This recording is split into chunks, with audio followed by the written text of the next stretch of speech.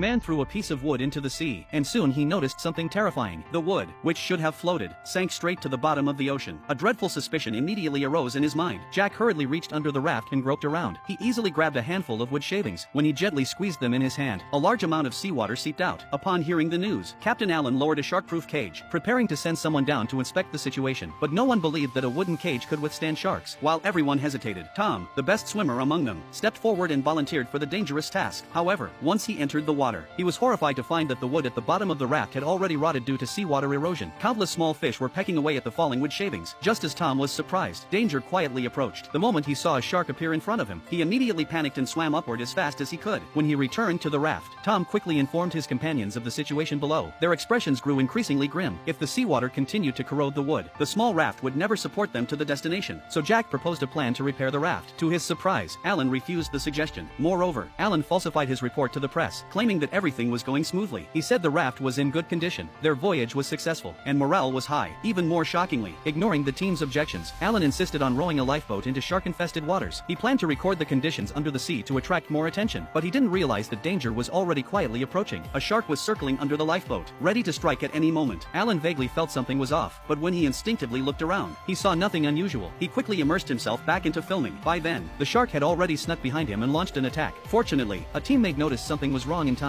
They quickly pulled the rope to retrieve the lifeboat, managing to pull Allen back just before the shark struck. At the same time, they scattered shark repellent around the raft to prevent further attacks. After the crisis passed, everyone relaxed, but Jack grew increasingly anxious. He stared at the makeshift raft held together only by ropes. The fear in his heart grew stronger. He worried that the raft might fall apart at any moment.